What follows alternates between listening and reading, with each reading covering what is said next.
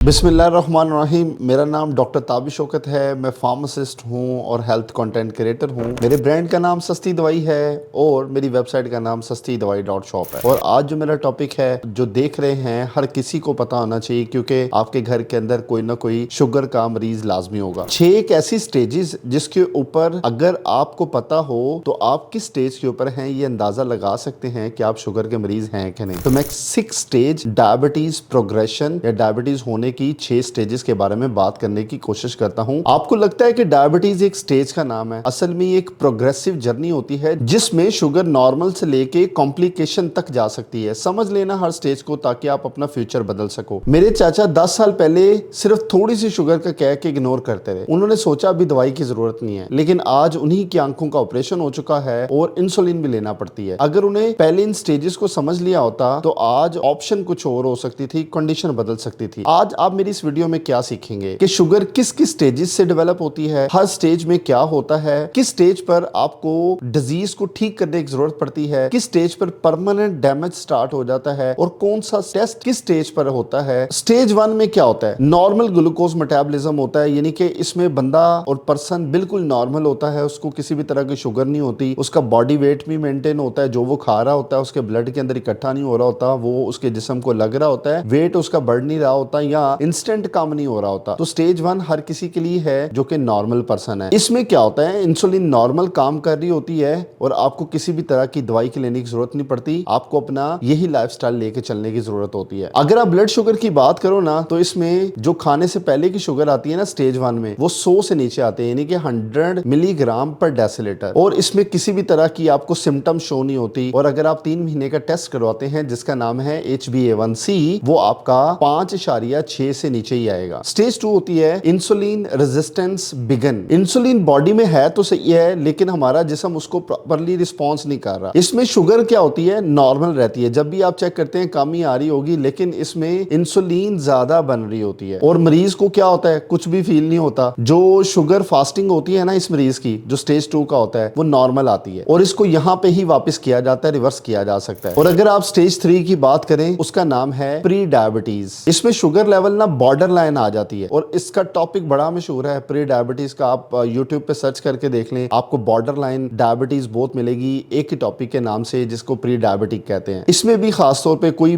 आपको symptom show नहीं होगी, कोई अलामत शो नहीं होगी, लेकिन डैमेज शुरू हो जाता है आपके जिस्म के अंदर, आपको महसूस नहीं हो रहा होता। अगर आप इसमें HbA1c कराते हैं तो आपको 5.7 से लेके 6.4 तक मिलता है। और जो आपका फास्टिंग होता है ना खाने से पहले की शुगर, वो 100-150 के दरमियान आना शुरू हो जाती है। और इसमें अगर ओरल ग्लूकोज टॉलरेंस टेस्ट आप करते हैं तो वो 140 से लेके 200 तक आना शुरू हो जाता है। मैंने आपको कई पिछली वीडियो में बताया कि ओरल ग्लूकोज टॉलरेंस टेस्ट क्या होता है। अगर आप रिवर्स करने की बात करें तो इसमें लाइफस्टाइल चेंज से पॉसिबल है कि आप वापस नॉर्मल लाइफस्टाइल की तरफ चले जाएं, नॉर्मल जिंदगी की तरफ चले जाएं। आपको स्टेज 3 तक आपके हाथ में है कि आप शुगर कंट्रोल करना चाहते हैं कि नहीं चाहते। एक मैं मिथ बताता हूं हमारे माशरे के अंदर क्या है। प्री डायबिटीज कुछ नहीं होती, बस बॉर्डर लाइन है, लेकिन हकीकत ये है कि एक वार्निंग सिग्नल होता है आपके जिस्म का। मैं अब चलता हूं स्टेज 4 के ऊपर, जिसे कहते हैं अर्ली टाइप 2 डायबिटीज। इसमें आप जब फास्टिंग ब्लड शुगर चेक करोगे ना, वो ज्यादा आएगी। कितनी आएगी मैं बताता हूं। स्टेज 4 के अंदर जब भी आप HbA1c कराते हैं तो आपका 6.5 से हमेशा ऊपर आता है और फास्टिंग आपकी 150 से ऊपर जा रही होती है। अब आई है ना वो बात, जब आपको डायबिटीज हो गई है, मजा आएगा ना। इसमें आपकी इंसुलिन रेजिस्टेंस पीक पे होती है, यानी कि आपका इंसुलिन, आपका लबलबा वाफर इंसुलिन बना रहा होता है, लेकिन वो इस्तेमाल नहीं हो रही होती। और कुछ लोगों को अलामात आना शुरू हो जाती हैं कि बार बार पेशाब आना, थकावट रहना, दो नजर आना, यानी कि ब्लड वियर की शिकायत होना शुरू हो जाना। मेजर जो ऑर्गन है ना नजर आने वाला, सोचने वाला, पेशाब देने वाला, यानी कि गुर्दा, आपके लिवर, आपका स्टमक, ये डैमेज होना शुरू हो जाते हैं। अभी भी आप सर्वाइव कर रहे हैं, सब्र करो, आगे जाके बताता हूँ। चलो अब आओ स्टेज 5 की तरफ, जिसको आप कहते हैं प्रोग्रेसिव टाइप 2 डायबिटीज, यानी कि अब ना मरीज शुगर का मरीज हो चुका हुआ है, वापस जाने का कोई रास्ता नहीं है। इसका तरीकेकार क्या है, कैसे आपको पता चलता है, चलो मैं बताता हूँ। इसमें जो आपका लबलबा है ना, वो इंसुलिन बनाना ही कम कर देता है। इसमें आप जो भी टेस्ट कराते हैं ना, सी पेप्टाइड टाइप, वो भी इंडिकेट करता है कि आपका जो लबलबा है इंसुलिन अब नहीं बना रहा, अब आपका सहारा आ गया बाहर वाली इंसुलिन के ऊपर। इसमें शुगर हमेशा हाई रहती है, चाहे आप दवाइयां खा रहे हैं। इसमें डॉक्टर आपको इंसुलिन लिख के देगा, भाईजान आप लगाओ इंसुलिन, क्योंकि आपके जिस्म के अंदर तो बन नहीं रही। आपने तब एहतियाती तदाबीर अपनाई नहीं जब आप स्टेज 1, 2 और 3 के ऊपर थे। इसमें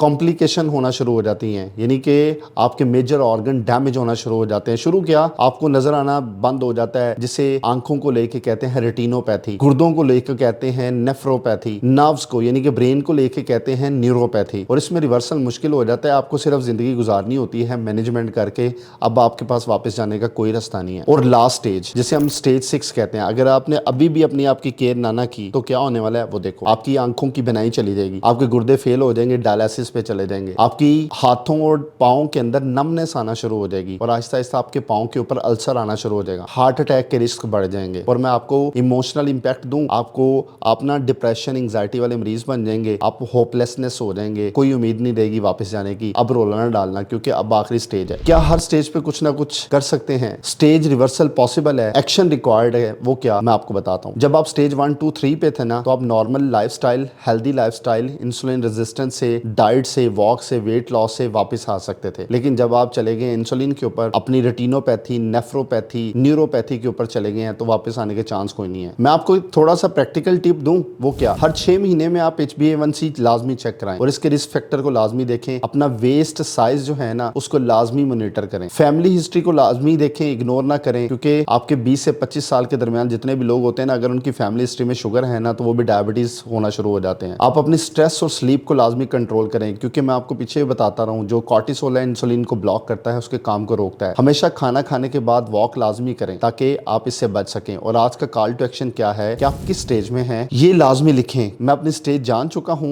एक्शन लेना चाहता हूँ, ताकि मैं उसके ऊपर वीडियो बना के आपको आगाह कर सकूँ। सारे के सारे लिंक मैंने आपको दे दिए हैं जो मैंने आपको बताए हैं।